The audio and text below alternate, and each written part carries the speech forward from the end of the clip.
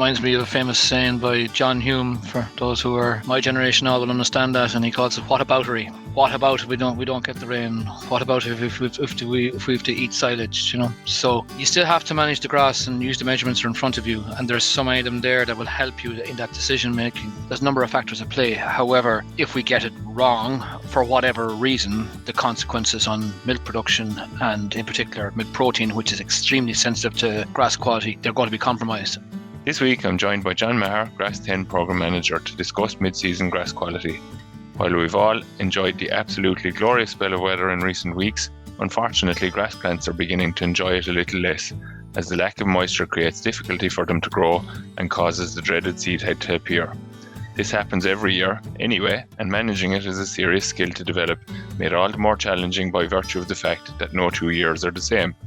John joins me to discuss this challenge today, and I started by asking John how significant getting grass management right is. Well, I suppose the first thing to say is that it is significant because 40% of milk production comes between May, June and July. So, once we get into middle of May, stemming generally will start. It's driven then by a number of factors. Obviously, grass variety, maturity of the sward, and then you have maybe some of the what we call stress factors, either caused by moisture or lack of nutrient or poor soil fertility or those things. So there's a number of factors at play. However, if we get it wrong for whatever reason, the consequences on milk production and in particular milk protein, which is extremely sensitive to milk to grass quality, they're going to be compromised. And unfortunately, that happened a lot in 23 and especially in 24 due to weather factors. So, unfortunately, then, we're out of pocket because milk price is lower and the milk production is less. So we have to try and get it right. The main aim is to try and enter into the sward at the right level of cover, which is 1,400 kilos. Now that does two things. It has the right proportions of leaf and the lowest proportion of stem possible, and the lowest proportion of dead material. The other thing about entering that level of grass is it enables the animal to clean the sward out well so that you don't have subsequent sward quality issues going forward. So that's why it's there. Grass grows unusually, not for you or me, Stuart, because we understand it and deal with it every day, but it doesn't grow in the same proportions. It's like there's that famous saying that, as much grass grows in the last 7 days as the first 14. And that's because the first leaf accounts for 20% of the yield, the second leaf 30%, and the last leaf 50%. So, if it grew the same amount every day in the same in the same proportions of a third, well, life would be easier managed, the grass plants, but that's not how it grows. And so, things can go quickly out of hand, particularly if you have very high levels of growth or your rotation length gets too long. Then you enter into the fourth leaf phase, and this brings stem and dead material, and that has two effects. Then when we go beyond what we should be grazing, the stem has a lower feed value as the dead material is, and the stem also reduces the animal's intake. So you get a double hit of lower quality and lower intake. Therefore, milk production suffers, and just the way things are in terms of proportioning of the milk composition, milk protein is particularly sensitive to it. So the ideal numbers, and this is done from work in the 1960s by both an Irish and New Zealand researcher, is that, at a growth rate that we normally associate between 60 and 70, a leaf appears every 7 days. So that's why the famous 20-21 day rotation exists. All right, it's old science, but still matters to this day. And when you get that wrong for whatever reason, be it bad management or weather factors, then the proportions of stem, dead, and leaf vary in the wrong direction in terms of in terms of stem and dead material. They become more prominent, and therefore, the sward underperforms and the cow underperforms. So where are we at the moment, Jan, in your experience? Obviously, you're predominantly in the south of the country, but you do venture north as well. But as I said, we've had a good spell. A phenomenal spell now. If you're to pick as I heard someone the other day describe the spring, an IFA person described it as a Carlsberg spring, and to be fair, he was 100%. You got great levels of growth, it increased at the right time, met with the demand of the herd. Milk production was superb.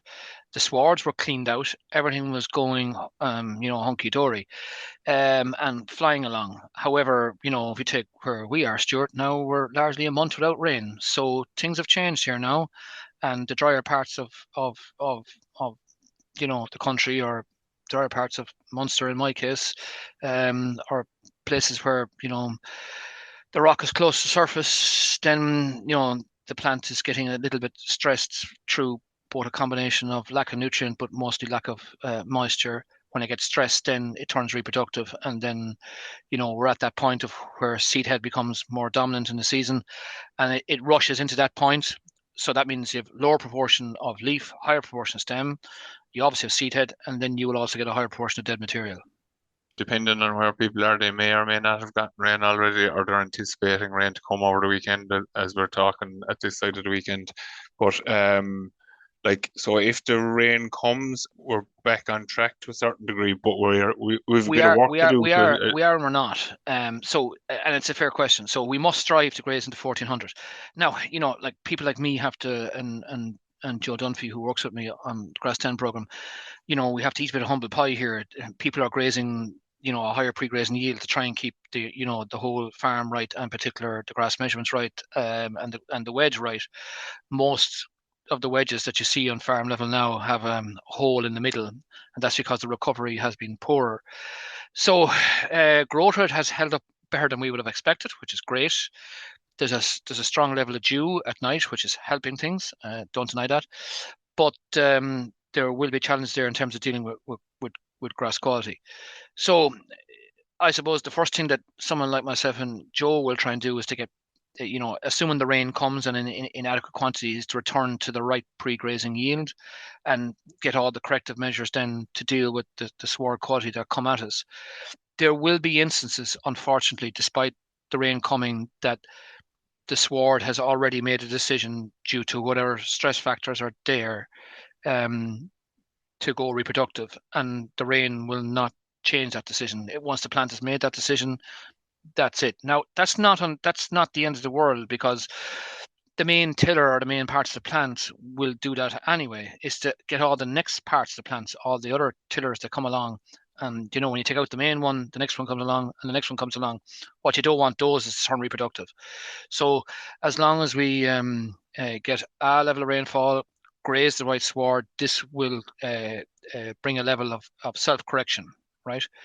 I suppose the opposite side of the coin, Stuart, is if we don't get enough rain, or if we get some rain and then we return to more moisture stress conditions, then it would be a game of snakes and ladders. So we'd have done well for a spell, but returned back to the same problem of moisture stress or lack of nutrient, which they're kind of interlinked in some ways.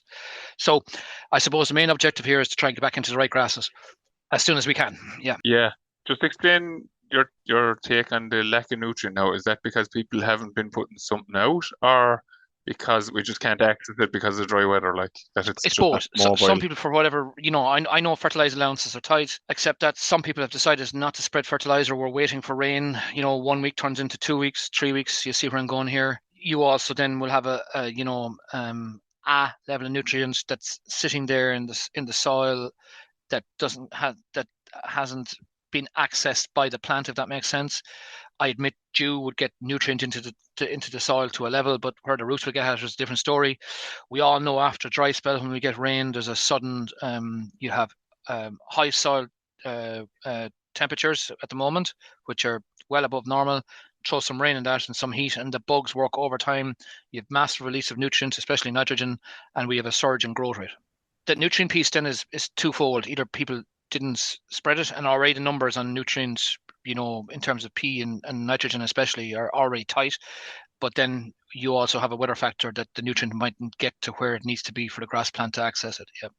Okay, so I'll just go back on that piece that saw John, like you said there, they described it as a snakes and ladders scenario. Like, so Like if we come out of the weekend the coming week, if we get the rain over the coming weekend, and next thing we go back into the dry spell again, what is the advice for people around the spreading of fertilizer? Like, because is it not a kind of a chicken and an egg scenario that if we don't spread the nutrient, we're actually setting ourselves up to fail anyway because we're going to drive Correct. it reproductive, like. Yep. The things that matter to me, like if I had my choice tomorrow morning and farmer could do this, I'd like to spread a nitrogen plus K plus sulfur type product. I'd like to spread P2, but not everybody has a P allowance, right? Yeah, And when the plant comes under stress, the draw on P and K in particular become very, very important. If your salt fertility is good, the P we'll get the P there. The K is a particularly useful fertilizer when we have dry conditions. And the sulfur is extremely useful fertilizer when it comes to nitrogen efficiency and nitrogen utilization when we have dry conditions. That's why we're applying the sulfur since last March to have ready for this kind of weather, albeit I expected this to be in June or July, not May, but we are where we are. So now you understand why I want a nitrogen type product with K, with sulfur, if at all possible. yeah, okay. And sure, obviously, if people are tight on P and they need P in certain different locations, soil water seems to be working really, really Yeah, well. this is if we go back to 18 and the lessons learned, there's about five of them, but one that stands out like a sore thumb is the soil water tank or dirty water tank or the collecting yard tank, call it what you want, that has a level of N, P, K, sulfur in it that's organic, readily accessible to the grass plant given half a chance and it comes in a moisture format or a moist format, if that makes sense. So, it's a welcome boost and it works very, very well. That stuck out like a sore thumb in 2018. It's fine for me to say all this, Stuart. We probably have more of that than we had before, but saying that then at the same time, rainfall is not falling. And there's only so much that to go around now. All right. And I suppose I'd like to go bring that to paddocks like clover paddocks or paddocks that were baled to get the NPK back, I suppose. And we know the clover loves P and K. I suppose I should have said, Stuart, like the K story. K has a huge role in the water management within the plant. So when it's compromised, the water movement in the plant is compromised. So you see what I'm trying to do here in terms of getting K out to a level. Yeah. And I suppose, John, then, like, what I'm seeing myself at the minute with the groups that I've been to lately is that the walks are taking place, but the decision isn't possibly the right one. And you can argue that it's the right one at the point in time, but it's the wrong one for the longer term. And I suppose, what are your thoughts on that element of it? As I said, so we've done the work in terms of doing the walk, Yep. but the decision process is actually the biggest piece of the whole thing. Completely. And I Yeah. suppose, like one person said it, that they were just nervous that if they knew what they should do, but they were nervous that if they did it, they were going to be very tight on grass if the rain didn't come. And Yeah. they got the rain, and then said as soon as it started raining, they said like, "Oh dear, I've made a mess of this now." But it's how do we try to learn from, like it's never the same any year. So how do we try to learn from each of these incidences to make sure that the next time around that we don't make the same mistake again potentially? Like, Yeah, it reminds me of a famous saying by John Hume. For those who are my generation, all will understand that, and he calls it "whataboutery." Right? What about if we don't get the rain? What about if we have to eat silage? So yeah, you still have to manage the grass and use the measurements that are in front of you, and there's some item there that will help you in that decision making. So, like growth versus demand, average farm cover. Um, Cover per livestock unit, what the wedge is telling you, what the pre-grazing yield is telling you. I can go on here, but we're trying to go into the right grass. I accept that people have had to go into grass that wasn't ideal to keep the numbers roughly right, but then there's what I call keeping the numbers excessive and working on what about. So someone like me will work off 160 180 per livestock unit per cow, have a farm cover above 600 minimum. That's the minimum cover to be in, not 4 or 500. Trying to go into somewhere about 14 1500. I can live with 1600, and there's one 1600 that can be brutal and another 1600 that can be nice. So just to be clear about that, it's not all, you have to play the game in front of you as well and what you work with. But as an acceptable compromise, like 200 per livestock unit is, to me, is good. If you're stocked at 3.5, that's an average farm cover of 3.5 by 200 700. That's where we were thereabouts. If you are if you think about it and you're going into 1400, and if your farm cover is 700, 750, that's where you're supposed to be, if that makes sense. There's a bit of spare in it, and to me, so it's on the edge of getting into trouble with grass quality, but at the same time manageable. So going into the right cover, having your wedge roughly right, somewhere about 700 for an average farm cover and 200 per livestock unit, to me is not too bad, as long as we're growing somewhere about growth, growth and demand are somewhat or closely matched. Then we're not doing too bad. The next point of call then, I suppose, is if the growth rate starts to fall. So, we know the soil moisture deficits before the rain come are getting closer to the 50 mark and above 40. Normally, and just it's a nice one to remember. If you're 40 mils of a soil deficit, you'll probably grow somewhere around 50. And if you're 50 mils of a soil moisture deficit, you'll grow somewhere around 40. So if I do an average growth rate of 45 or 50, Stuart, and do a 25-day rotation, which is another quick guide, it's a little bit on the slightly longer side, slightly off what you want it to be. But if I'm growing 50 and do a 25-day rotation, that's 1250 of a cover the animals go into, which to me is grand, Yeah, in a it'll difficult fill that gap, situation, like. and then fill the feed gap. Yeah. So if you have 75 acres, I don't like day sums of 3 acres a day, but I do like a sum of 6 acres every 2 days or nine acres every 3 days, if that makes sense to you. Mm. And I think they're reasonable guides, but not to be doing the whataboutery of what if we get no rain and we end up grazing 2000 or grazing the wrong grass all the time on the possibility, On and the that's all it is. possibility, yeah. Yes. So I accept that, and people are asking us, but the rainfall amount for, say, somewhere like Cork was somewhere about 30 mils last Monday, and if you look at YR I'm at here now, you'll probably be closer to 20 mils. But still, if we get any level of rainfall, it would do an awful lot. And for the places that have got the rainfall, Stuart, albeit 4 or 5 mils, they will tell you that there has been a dramatic change. Yeah, I should say the reseeds would benefit from that too, to be honest. they would definitely, yeah. So I suppose, John, in terms of the numbers, so are you saying that you said yourself there a second ago now that you like to be the 160 to 180 type scenario? Yep. You're willing to let that drift up to the 200 in that scenario, but if it's going over the 200, then we should do what we were supposed to do anyway. If we're in normal conditions at 180 or 160, like. You're going to end up fighting, right? Grass quality. Yeah. You're asking the animals to graze stuff that they don't particularly want to graze. They tend to, underperform then in yield, underperform then in milk protein. Like I've seen people at 3.6s now, they're back into 3.40s. Yeah. It's not ideal. They won't graze it out, and then we get into the huge debate. Pre-cut mow, top afterwards drives people like me bananas, because one way you win, the other way you lose, or vice versa.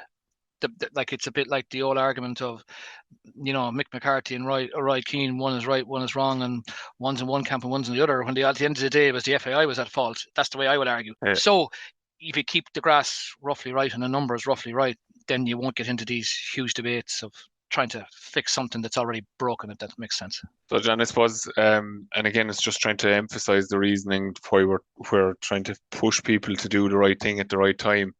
The longer term effects of not taking out that cover to keep it under the 200 or keep it around the 200 are far greater than the impact of actually leaving it there and subsequently grazing it for maybe 2, maybe 3 days of extra grass if the weather doesn't come in your favor and you end up going in with silage anyway. You're only saving yourself Correct. 2 days and you've actually. That's all. It's a very small win for creating a lot of trouble. Yeah. Okay. And the other thing then is like which is down the road, which we know from we go back to 18, and that was extreme now, but that grass is held. A lot of it decayed and was lost. It wasn't even eaten because it becomes unpalatable or even dry, very poorly digestible. That's one problem. The second problem, if the rain does come, you fight subsequent quality problems. As we go from the start of May into the end of May, the stem starts coming, and then when you get into June, the stem starts hardening, so the digestibility even gets worse. So as long as we can keep as much of the stem out of the sward through June and July, the better for the sward, the better for the animal, the easier it is to manage things. Yeah, and even John, I suppose when you mentioned July there, like I mean, I know it's 2 months away at the minute, but like keeping that soft grass there means the graze outs are better, means that the build up is actually easier and is Yes, better quality material and easier people grade forget subsequently. recovery. People will debate this with you about keeping this grass now, and you start mentioning things like recovery. They fully get that if we're greener, we recover, and if we're stem, we have slower recovery. And again, it comes down to that. 2 days, is it really worth it? I'd argue strongly that's probably not. Okay, so John, I suppose as we said, we're kind of in anticipation of the rain. So what do you foresee happening Monday morning when people go walking if we've Good gotten a bit of man. rain? Right. Well, look, if you follow today's, what have we did? 22nd In of May, second. Stuart, Yeah, right?